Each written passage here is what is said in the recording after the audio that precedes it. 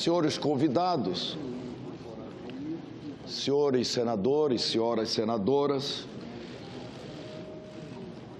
como expressado em meu nome e em nome do Senado Federal, o sincero agradecimento aos eminentes juristas que, numa demonstração de elevado espírito público e desprendimento, aceitaram interromper suas árduas rotinas profissionais para colaborar com o processo legislativo e com o Brasil, expondo suas ideias, sugestões e, sobretudo, qualificando este debate. O objetivo dessa sessão temática é, como todos sabem, debater o abuso de autoridade. A legislação que se pretende aprimorar foi editada sob os influxos de um regime ditatorial, violento, que perdurou por 20 anos e, nesse período, recusou a assinar pactos internacionais de proteção aos direitos humanos. As sessões temáticas foram instituídas pela atual mesa do Senado Federal para proporcionar o adensamento dos debates sem as limitações temporais do regimento interno da Casa.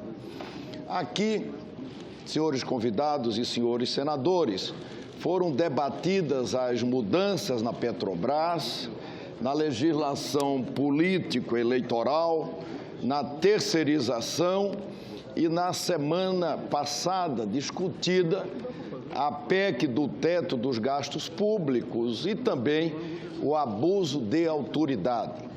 Nós fizemos uma primeira sessão temática onde tratamos, debatemos o abuso de autoridade. E hoje realizamos a segunda sessão temática. A minha segunda palavra, excelentíssimo juiz Sérgio Moro, é de reflexão. O consenso supera o confronto. A concórdia prevalece sobre o dissenso. A compreensão e o entendimento afastam a discórdia. As soluções negociadas para as divergências são sempre possíveis, por mais distantes que possam parecer. Nas mais variadas vertentes da vida, senador Magno Malta, nas mais variadas vertentes da vida, existe espaço para a convergência de opiniões e de interesses. E é justamente o diálogo sempre preferível à hostilidade que nos permite identificá-lo. Não são, como todos sabem, os homens que brigam. Não são os homens que brigam, são as ideias. Gostava de repetir o grande político brasileiro que foi Tancredo Neves. Como afirmei na sessão temática realizada no dia 23 de novembro, a atividade de fazer leis talvez seja uma das mais difíceis e complexas da vida jurídica.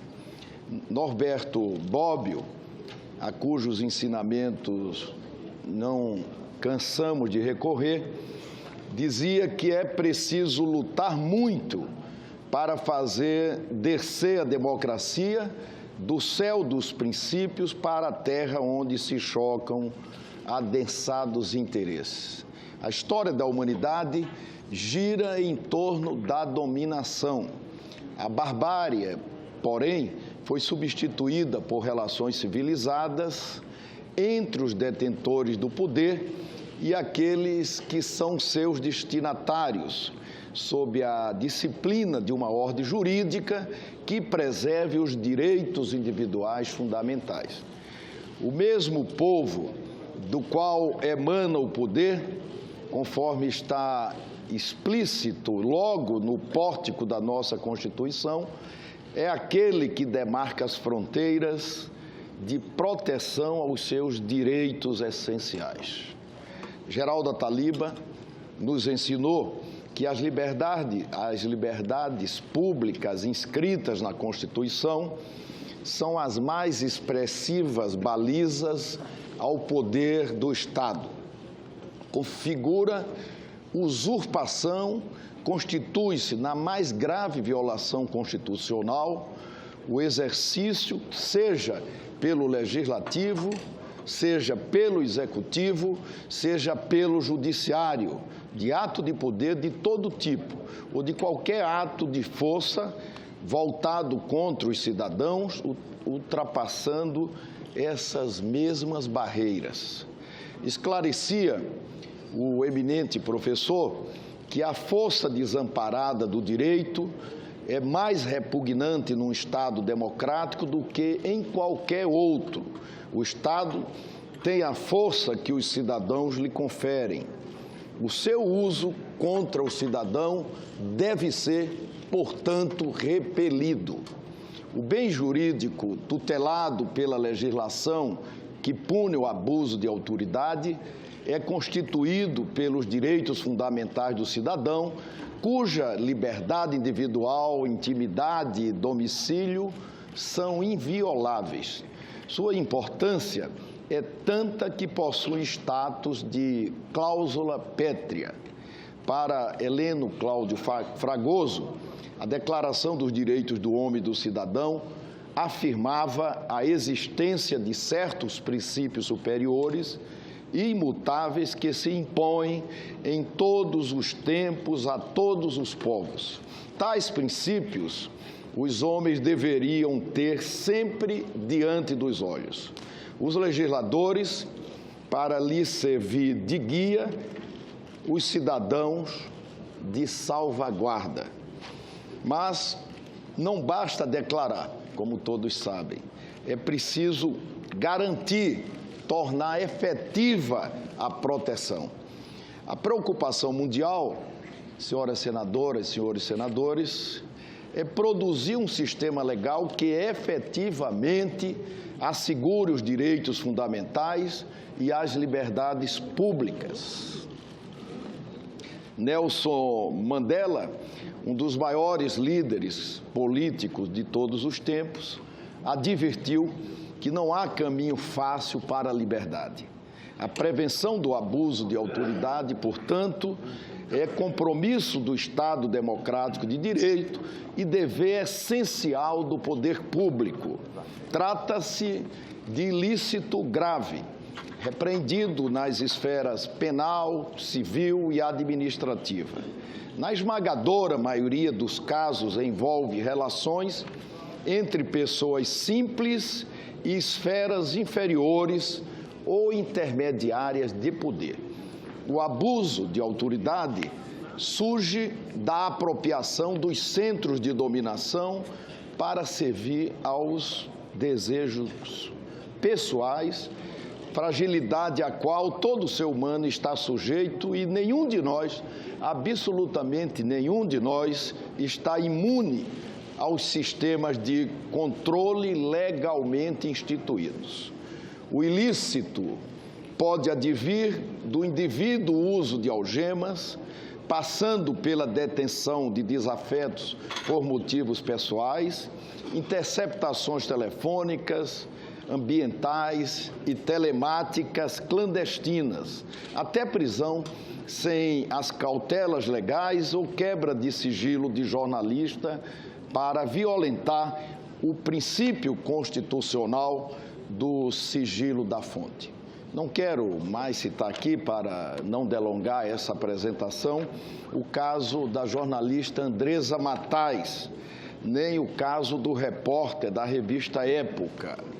Já o fiz ontem. Tenho visto na mídia algumas associações externarem preocupação com a eventual interferência que a legislação do abuso de autoridade poderia ter na independência da magistratura ou inviabilizar investigações policiais. Respeitosamente, quero de pronto declarar que não vejo assim. O projeto abrange os servidores públicos dos três poderes que ultrapassarem os limites de suas atribuições para fazer o que a lei veda ou constranger alguém a fazer algo que a lei não manda em detrimento dos direitos fundamentais. Ao contrário do que vem sendo indevidamente propagado, e nem poderia, iniciativa para embaçar a Operação Lava Jato ou qualquer outra investigação legalmente constituída. Eu tenho dito e aproveito essa oportunidade para repetir que eu considero a Operação Lava Jato sagrada. Sagrada. A Operação Lava Jato, ela definiu alguns avanços civilizatórios. Ela precisa, sim, ser estimulada para que com ela e com outras que possam ser conduzidas na mesma direção, ela possa colaborar com a diminuição da impunidade no Brasil, que é uma grande chaga. Apenas serão punidas as autoridades que livre e conscientemente fizerem mau uso dos seus poderes. O julgamento é feito pelo Poder Judiciário, que se orienta e age segundo a lei. Eu sigo acreditando no Judiciário e duvidar da aplicação dessa lei, em outras palavras, significa duvidar do próprio Poder Judiciário. No caso dos magistrados e membros do Ministério Público, eventual punição por abuso de autoridade decorreria necessariamente de acordo de um tribunal, haja vista a prerrogativa de foro que constitucionalmente lhes é consagrada. O Ministério Público tem, portanto, e é bom que todos fiquem atentos, a blindagem do Procurador-Geral da República, de cuja vontade depende a continuidade de investigação contra qualquer de seus membros. Privilégio, mas tem esta blindagem. Acho ilusório supor que mero projeto de lei versando sobre abuso de autoridade, aliado e compatível com as legislações de outros países democráticos, possa colocar em risco a atividade de juízes e de procuradores, dotados que são de prerrogativas que asseguram sua independência funcional. As funções no serviço público são exercidas por seres humanos e, como tal, sujeitos a desvios de caráter e suscetíveis de praticar excessos pelo fascínio causado pelo poder que ostentam. A Constituição da República não confere a ninguém o regime da irresponsabilidade, nem se compraz com imunidade absoluta. É bom reiterar que o texto do projeto foi elaborado por uma insuspeita comissão de juristas da mais elevada qualidade técnica e moral. O amadurecimento do projeto teve, como todos sabem, a colaboração do Comitê Gestor do Segundo Pacto Republicano e efetiva participação do Poder Judiciário. O Poder Executivo foi ouvido em várias oportunidades por intermédio do Ministério da Justiça. Assim, senhores senadores, senhoras senadoras, é equivocado navegar nas águas das teorias conspiratórias, passando a falsa imagem de que o projeto teria por objeto a intimidação de autoridades no exercício regular de suas funções.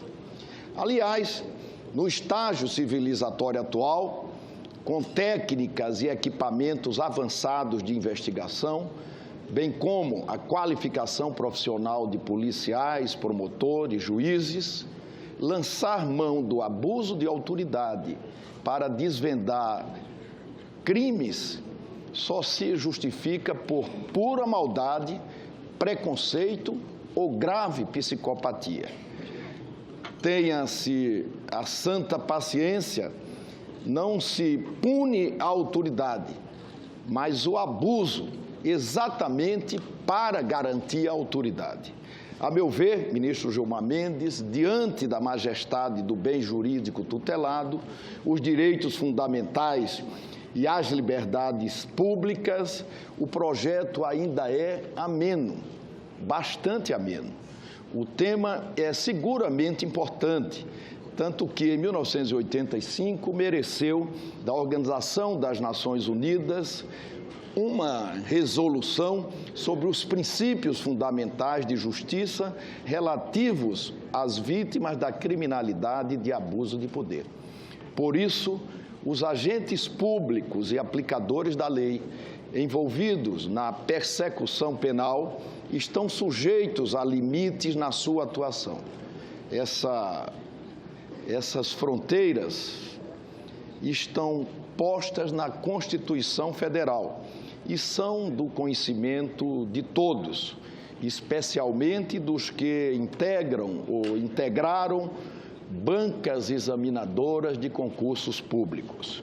Outro dia, um aluno do curso de Direito me falava que na faculdade estava estudando a parte das garantias e direitos individuais da Constituição de 1988 e não entendia como seria possível, nos tempos de hoje, tolerar o abuso de autoridade e, pior, que as pessoas esclarecidas o defendessem, ainda que por via oblíqua. O Senado Federal, instituição da democracia, foi vítima, como todos sabem, de excessos de juízes que, usurpando competência do Supremo Tribunal Federal, determinaram diligências reservadas exclusivamente à Corte Constitucional. Protestamos em algumas oportunidades, de maneira até muito enfática, mas buscamos o restabelecimento da ordem no Poder Judiciário, percorrendo o caminho institucional. A reapresentação do projeto de 2009, atualizando a Lei de Abuso de Autoridade, foi às claras. A sua discussão acontece, mais uma vez, numa sessão temática, como os senhores estão vendo, a céu aberto, com a honrosa participação de todos. O Congresso Nacional está, ministro Gilmar, juiz Sérgio Moro,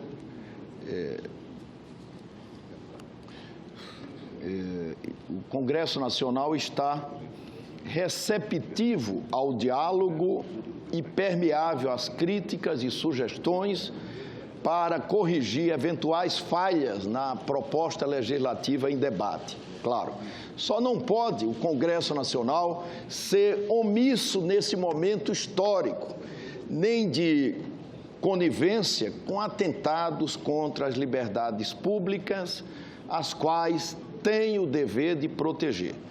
Eu, nessas colocações iniciais, agradeço a todos pela atenção que dispensaram a estas palavras e renovo aqui, com sinceridade, as justas homenagens aos eminentes juristas que certamente, não tenho nenhuma dúvida, vão enriquecer esse debate com suas luzes e experiências, ajudando a aprimorar esta lei e ajudando, sobretudo, a melhorar o Brasil.